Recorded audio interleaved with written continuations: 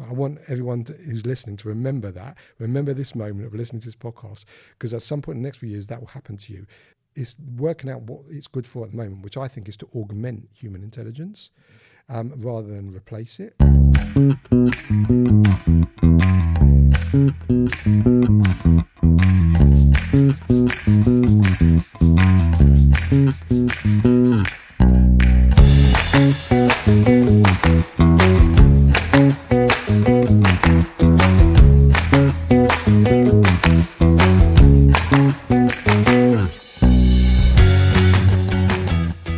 So today we've got James here on the podcast with us. James is obviously the head of AI and data at Gleeds, experienced QS a few years. A few years ago, yeah. So really great to have you on the podcast today. Thank you so much, Gabriel. Real pleasure to be here. Yeah, great. So let's kick off and first just sort of give our audience a bit of a background on yourself, your journey, obviously as a QS initially, and now heading up AI and data. What was your journey like, and how did you kind of make the transition into the role that you're in now? It's been an interesting journey, that's for sure. 25 years in since I graduated, and I graduated as a QS. The original idea was to do a couple of years in industry and then go into academia, and I failed massively because 25 years later, I'm still here. But I enjoyed it. I enjoyed getting my hands dirty, delivering projects and seeing that kind of rewarding feeling when you deliver a project. And I got very into the education sector, mainly with higher education, further education, a lot of universities, so a lot of the colleges in Oxford, Imperial College. And I really, really enjoyed that kind of journey and learning everything. I think it's incredibly valuable for what I'm doing now. But I always had this passion for tech, like going way back. So my dissertation when I was at university was actually on, I think it was called IT, Past, Present and Future, in terms of the construction industry. And it was really interesting because recently I was asked to reflect on that and look at how I did. And I put it into AI, of course, and asked how I did. And I did quite well, kind of 8 out of 10, a lot of the predictions. So I always had this fascination with it. And so I always was getting involved in initiatives within Gleeds when it had anything to do with technology and IT. And that kept my finger on the pulse whilst I was delivering projects and getting that domain experience, which is so important. And then kind of the stars aligned. You look back now and it's kind of interesting to see how stars align. I don't know if you ever heard the Steve Jobs speech where he said it's only afterwards where you look back and you see the join the dots. And I think that's very much the case for me. So there are a couple of things happened along the journey, one of which was working for universities. I ended up working for Imperial College, and I did a project for them in the electrical engineering department. And this must have been in the early it must have been about 2011, 2012, something like that. And the client was the head of that department. And we got on really, really well, and we were delivering the project, very successful project. And I remember him saying to me, "Why are you doing things like this, in terms of how a surveyor does their work?" And I said, what do you mean? And he told me about what he was doing in his department with what was their machine learning algorithms and AI. And he said, there's certain things you could do so much easier if you took some of this technology. So he had this idea, which was to give me a couple of his undergraduates what was called an industrial placement. They needed 3 months in industry to learn the ropes. And it was kind of collaboration between ourselves and the university. So we did that, and we were very lucky. We got 2 incredibly bright kids who are not kids anymore. I'm still in touch with them, and they've gone on to do incredible things in various parts of the world. And they helped us build our first AI model, which was a machine learning kind of machine, if you like, at that point. And I remember it being so ahead of its time that going and presenting it to people, this was well before the AI hype, it kind of went over people's heads. It's almost like they couldn't believe what this was able to do in a very short period of time. But it was the bug that got me realizing where things were going. It was really clear then where things were going. So I stayed in touch with these people. We carried on experimenting, And then in about 2020, just as COVID was hitting, I had the opportunity to move into what was then called the Insight and Analytics department, because the current head of Insight and Analytics, a fantastic lady called Sarah Davidson, who's now the professor of BIM at University of Nottingham, she went to fulfill that part of her career, left this space open, so I went into that, which was brilliant. And we were doing things like market reports, but also a lot to do with data. And then that basically got joined up with a digital initiative. And that's how I ended up doing this. And of course, over the last few years, a big part of it has been around AI. And I see the huge opportunities available to us. So a lot of what I'm doing now is around the AI initiative, but not just AI, it's digital in its widest form, and actually service innovation in its widest form. Okay. The industry obviously has a bit of a reputation when it comes to technology, and now we're even getting onto AI in terms of sort of being behind the curve. Obviously internally and across the industry, obviously you're doing a lot of work to kind of change that narrative. What is kind of the essence of your message when trying to encourage change or adoption of technology and AI internally?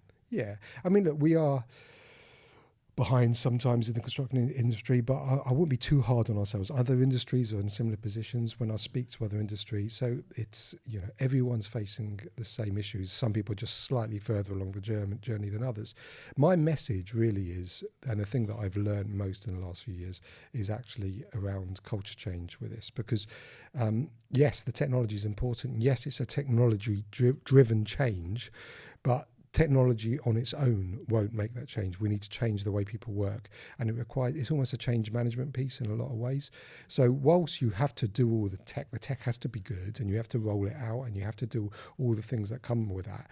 The message that I'm giving, both internally and in my role as the chair of the Project Data Analytics Task Force, is around responsibility, personal responsibility for learning skills that are going to be really important for you forever, and not just in your work, because it is a mindset change, and it's very much similar to the internet revolution that happened in the early 90s. That was a foundational technology that changed the way we work. Electricity is another example of a foundational technology that changed the way we work, and I think AI is the same thing. So yes, it's spawning incredible pieces of software, and there's going to be technology that goes with that, but at the essence, it requires a change in us. Yeah, really good point. And we've heard that a few times here on the podcast from senior leaders in construction. It really does start with people, and you can't underestimate that part. You can't just shoehorn technology in without really getting people behind it and getting them to understand it. So that's a really good point. On that note, or sort of leading on from that, obviously recently you've been very involved in the RICS guidance on AI and how that should be implemented in construction companies by surveyors specifically. Could you shed a little bit more light on that and kind of explain what RICS is hoping to achieve by releasing this new guidance? Yeah, my pleasure. I'm actually really proud to have been on the working group for that standard. And, sometimes the ORCS had a reputation in the past for being quite stuffy, but they're really leading the conversation in this. I don't know any other professional institution that has done this. So I think it's a very, very positive step that they've managed to produce some guidance. Now, there has been some people say, oh, this is over-regulation. And I say to those people, have you read it? Because it's not meant to be a stick to beat people with. It's very, very straightforward, and it's very, very user friendly. And there was a lot of conversation amongst the working group to make sure we got the balance right, because there were some smaller firms who were asking, what do we do about this? So it's like a tightrope between giving everybody the ability to get up to a similar standard, whilst not kind of penalising bigger firms or smaller firms by over-regulating. But at the same time, we have to be responsible. The name of the guidance is the responsible use of AI. It's not about using AI for all costs. It's about using it responsibly. And it can basically be broken down into 4 key areas. And the first one I find really interesting is basically saying that surveyors now all need to have a baseline understanding of AI. Now, that's not saying that every surveyor has to understand the mechanics behind neural networks or anything like that, but they've got to understand what certain AIs are good for and what other AIs maybe aren't so good for. For instance, everyone uses ChatGPT or Copilot now, and that's kind of what I call creative AI. It's based on large language models, but it's not great for certain other use cases.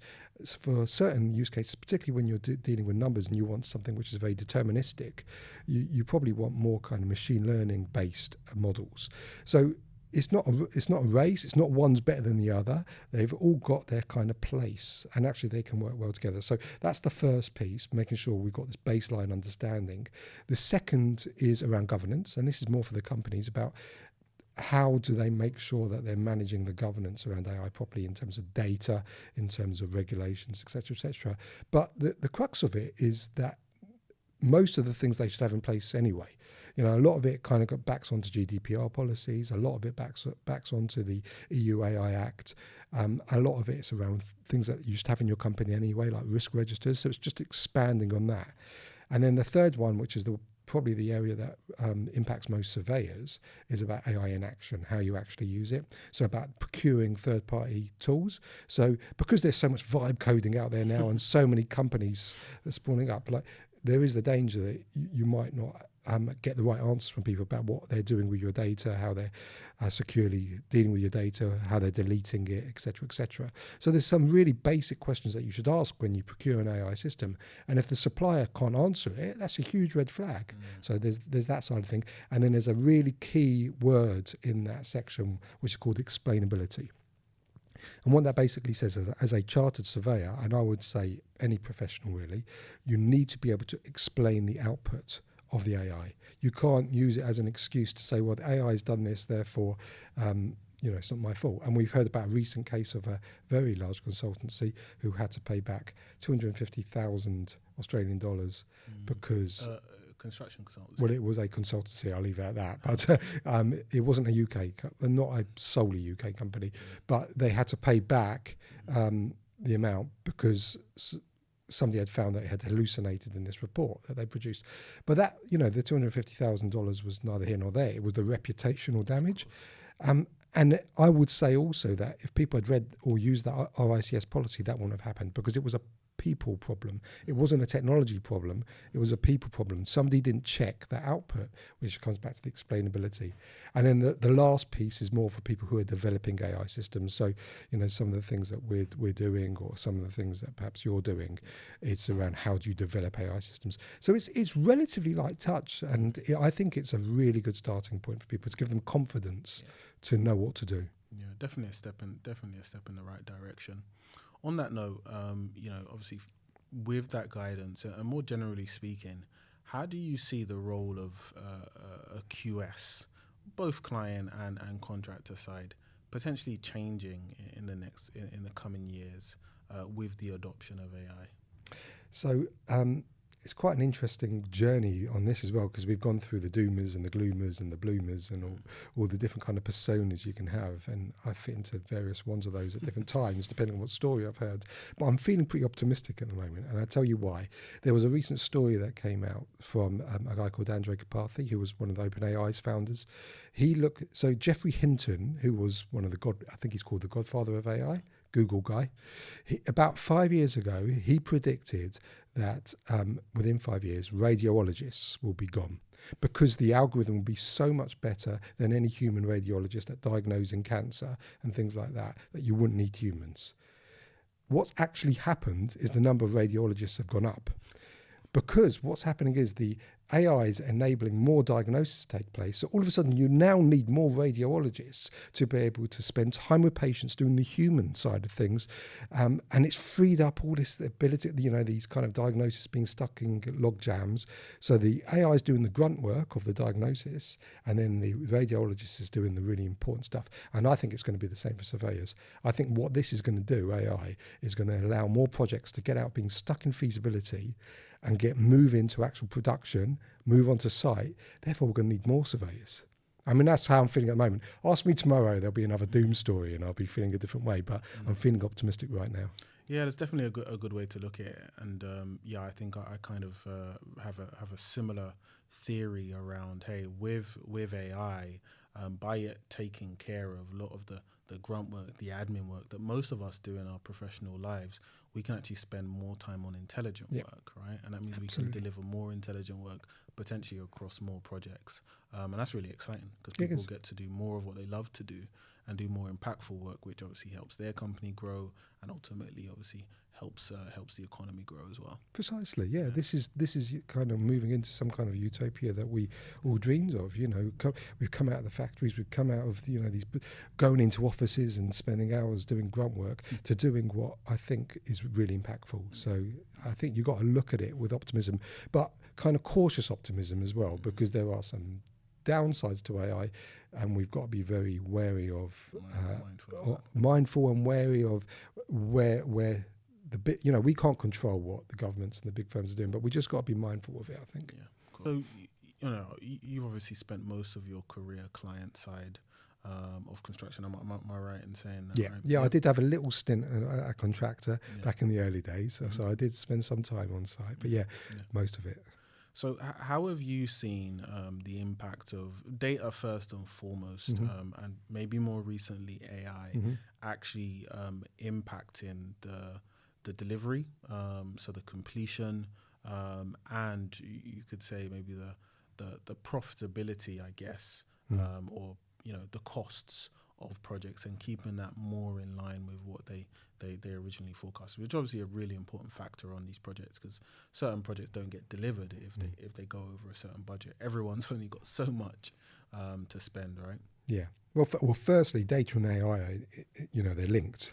Rubbish in, rubbish out, it still applies. So you've got to get your data in order. And we've had a problem in the industry of being very fragmented, very siloed. So we've got data all over the place. And we don't spend enough time, really, I think, on data hygiene. So we may have the data, but it's not labelled, it's not stored properly. And there's horrific stats around, the amount of accuracy within Excel documents and things like that, which I won't go into now. But what I think is starting to change, and certainly in the last few years, is this move away from being very reactive surveyors. So I remember when I was delivering projects, it was all very reactive. Sort of, you had a site progress meeting and you'd have to deliver the report a week before that you would have prepared on data that was a week before that. So by the time you get around the table, you're dealing with data that's at least 2 weeks, sometimes 4 weeks old. And, all that can happen from that is to work out how much time have we lost in the project, how much more over budget is the project, and normally whose fault is it? That's not a productive use of anyone's time. Whereas what I'm seeing a shift towards, it started off with getting our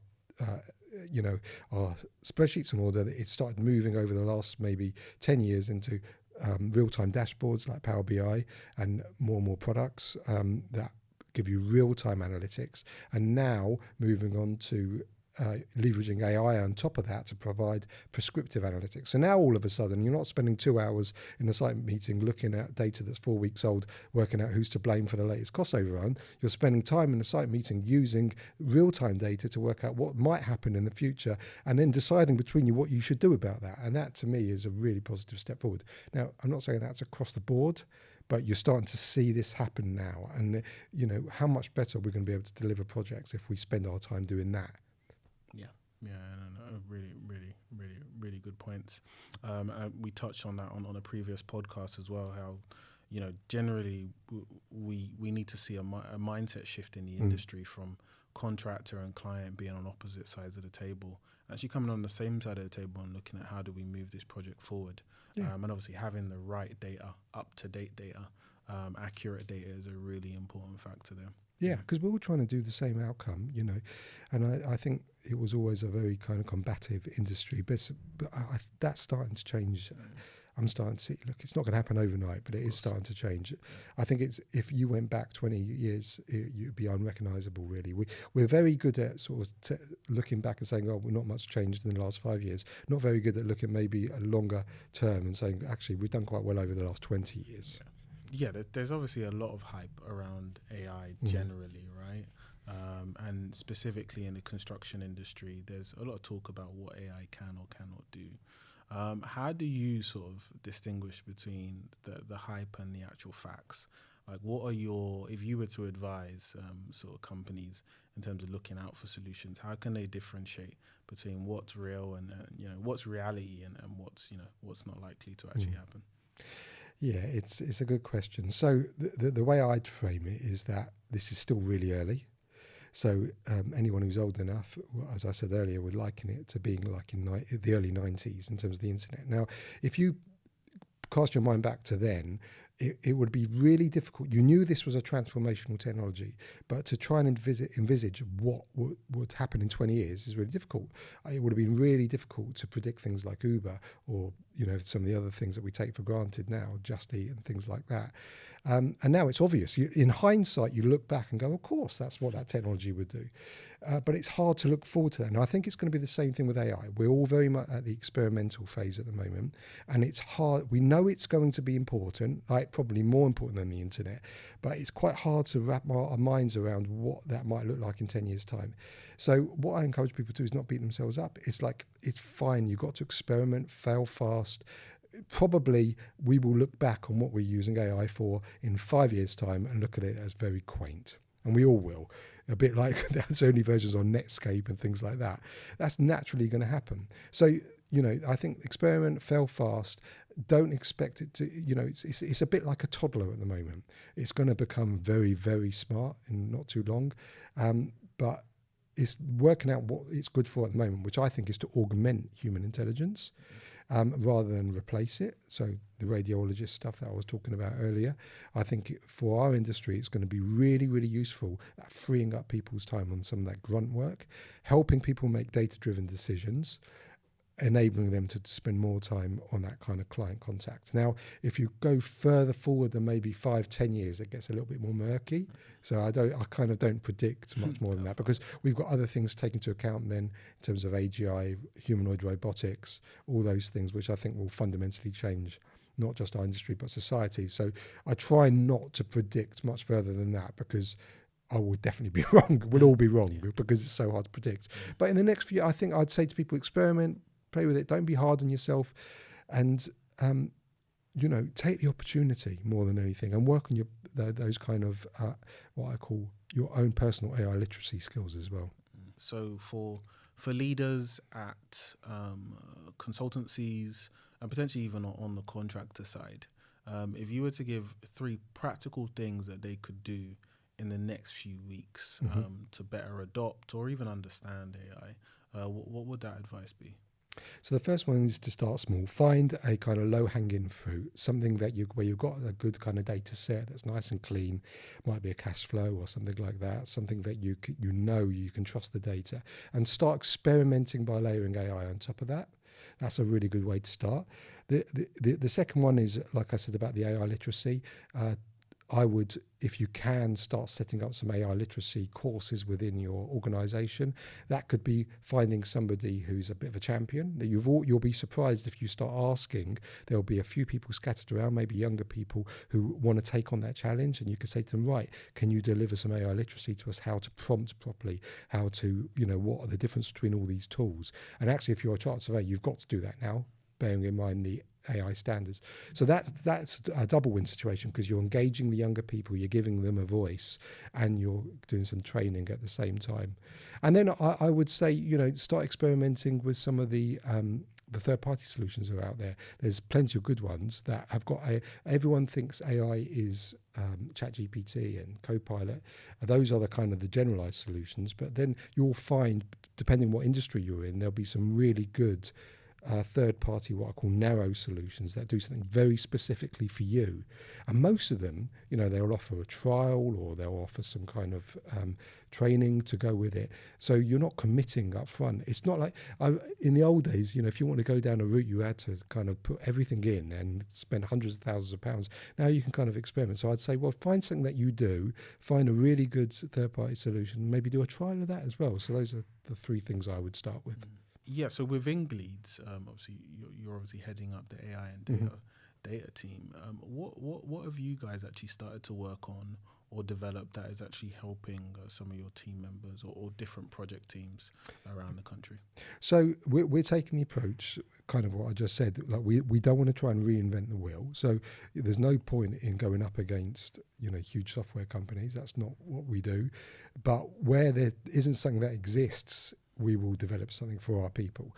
And a good example of that is we developed a tool which basically leverages the ChatGPT model, or OpenAI model, that gives access to everybody. But it's been fine-tuned is the wrong word. I'd call it kind of configured for our people. It uses RAG technology to use the information that we've got, and then it's trained to act in a certain way. So that's one of the things we've done. And the reason we've done that, and this is something we haven't touched on yet, is to avoid what I call shadow AI. We don't want people really going out using ChatGPT and Claude and all these free versions, because that's not secure. But to do you can't just switch that off. You've got to give someone a credible alternative. So we've got a credible alternative. We also experiment with Copilot as well. So Copilot's an interesting one. It's a very Microsofty product, and it's a, if you haven't got the ability to build your own stuff, it's a really good starting point for that generalized software. And we're experimenting with lots of things. We've got our own data academy. The thing we haven't mentioned is the upskilling that we're doing. So as well as kind of the lunch and learns and the one-day courses, there's a lot of people that we're putting onto the apprenticeship courses in level 3, level 4, even level 7 courses. And those people have to develop as part of their portfolio solutions. So we're kind of leveraging that to experiment and create solutions. So it's a really great kind of vibe, the way that we're doing it. And we've got this kind of hub and spoke mentality where we've got the central team, and then we're empowering people in different departments to create their own AI groups that we link into. So we make sure it's being governed properly and everything's being done properly, but we're giving them the freedom to do the right thing for their particular department, because every department's different. Got their own things. And from each of those use cases, is there one that you can kind of pick out? And it can be, as you said, to start small. Has there been one that is like, there's been significant impact on a workflow or even for your clients? Yeah, I mean, there's loads. There was one that I'll pick up, which I think is quite interesting, because we get very kind of stuck on efficiency, and somebody came up with a solution using one of our tools that, yes, it definitely saved some time, but what he actually said was, not only did it save me time, I physically couldn't have done this before. It's like, so how do you measure that? Because it was a quality shift, and then the client for that particular is being given something that wouldn't have been possible before. So we get very hung up, rightly so, on efficiency, but we also forget that actually this has given us the power to do things differently and create things that just simply wouldn't have been possible before. Yeah, no, that's super exciting. I think, that's definitely a different perspective that we need to have with the AI tools that we have available, and we actually see it in our work, right? There's things that previously we wouldn't have actually been able to do or offer as a company are now actually possible. Beyond obviously optimizing what people already do. We're really trying to think about how can we actually enable entirely new, visualizations of data or entirely new insights and summaries that people wouldn't have had the time or had the resources to do at all. Yeah, and I think that's where things are moving. It's like at the moment everyone's getting used to it, but what we'll see over the course of the next few years is changes in workflows. And again, I use the internet as an example because it is such a good example of what is likely to happen. If you take a good example that I like to use is when I first started driving, if I wanted to get insurance on my car, I remember having to carve out the whole day to call 5 or 6 different insurance companies, phone them, get the quotes, line them all up, and work out which is the best. A bit like we do tendering at the moment, and then working out, okay, that's the cheapest, and you're never really sure if you got a good deal. It's like you've done 5 or 6, and you spent all day at it. And then now nobody would dream of doing that. We use the price comparison sites. It goes and looks at probably hundreds or even thousands of sites. And you do it whilst you're having a cup of tea, half hour, whilst you're having a chat with somebody. That's totally changed the way we do that. And I think we're going to see a lot of that start happening in construction, like people challenging the actual way we do things, which I think will be healthy. I think that's a good one for us to try and find a comparison for. I think because you're fortunate that you've actually seen kind of 2 big technology shifts, right? Where the start of I'm that old. didn't want to put it that way, but we're at the start of one, and you fully lived through another one, the internet. What within obviously the QS practice, what big shift happened with the internet? And is there maybe a direct comparable that would happen with AI? And this can be a prediction. It doesn't have to be something that we've seen already. Well, when I started work, which was actually in the late 90s, this was just when mobile phones were coming in. You had to put your phone away when you came into work. You had to put it in a locker. Not this company, but another company that I worked for. That was the kind of feeling around it. It was something very separate.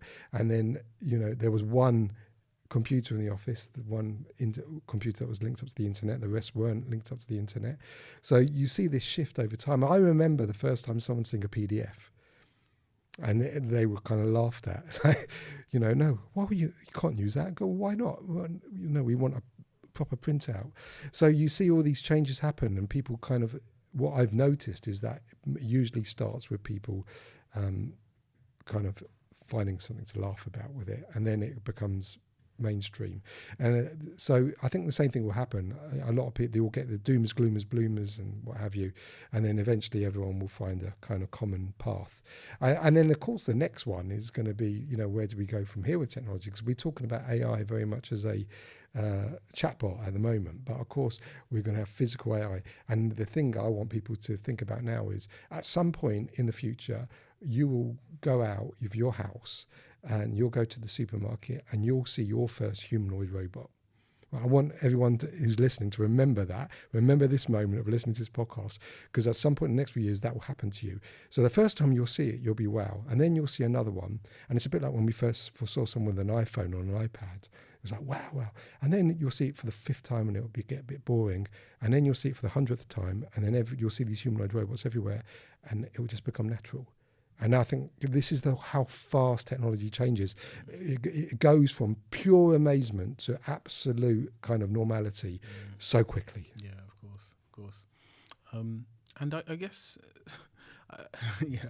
I'm actually trying to imagine it here. So, so before the internet, and stuff, when you had to present information to a client, how did you do that? Oh, it was good old-fashioned pen and paper. I started when we still had printers, and I remember in my first company, I was doing work experience for them. It was a construction company, and they had to print something out for a presentation, but they didn't have a printer. But my dad had just got his first printer, so I had to bring in a plastic bag our printer, hook it up to the system so they could print something out and take it to a presentation. So that's the way it was done. And in terms of drawings, you'd get sent drawings in a kind of round cylinder. So you'd ask for drawings from an architect, and it might turn up a few days later in the post, and then you'd measure it and what have you. And then when I started with Gleeds, it was when we were just getting into faxes, which was fraught with danger, because someone would fax over a drawing and the scale on it would be all over the place because it's been faxed to the telephone line. Yeah. So I've seen all these changes. It's been so interesting. It makes me realise how old I am though. It really does. Sorry, I didn't mean to take you down. Didn't mean to take you down memory lane. But no, it's been nice. Yeah, I think it's a good shift to sort of look at. And I think when you look at it like that, it's actually much less daunting. Yeah. Because the internet, technology, mobile phones have now become a very common part of daily life. And, we assume that, AI is sort of, special or magical as it feels right now, there will be a point in time where it becomes very normal and it just becomes a part of the way we work. The only difference is, and there was a guy called Mikhail Kondratyev, who was a Russian economist who actually studied this, these kind of waves of technological evolution, they kind of happened historically every 40 to 60 years, all going all the way back, hundreds and hundreds of years. You can see this pattern. And the internet was no exception to that. It took about 17 years to go from being invented in the sort of early 80s to being widespread adopted. Okay. My definition of that is when my parents started using it at that time. But with AI, that kind of same measure in terms of mass adoption took about 8 months. So the difference, even though it's not, the changes in different, the speed of difference is very, very different, far, much, much faster than it was with any other technology. So that means we don't have the luxury of sitting about and seeing what might happen. Like if you take the internet, for instance, you could almost sit on the sidelines and just let society sort itself out and then come in when it was risk-free and let it happen very kind of passively to you. I don't think we can do that with this, because if that happens, it'll be too late. And no, James, it's been an absolute pleasure to have you on the podcast today. I think we've touched on some really important topics. Thank you so much for having me on the podcast. It's been a real delight to be on the podcast. I'm also the chair of something called the Project Data Analytics Task Force, which is a group of incredible people working to make the adoption of AI technology and better data the reality in the industry. As part of that, we do a podcast and a newsletter, a weekly newsletter that aims to break down everything that's happening in AI in the industry so that you can read it in 5 minutes each week and you get everything you need to know. And the podcast is also interviewing various people in the industry, authors, academics, technology people, about how people are practically using AI in the industry. So you can find all of that at www.projectflux.ai, and you can subscribe for free.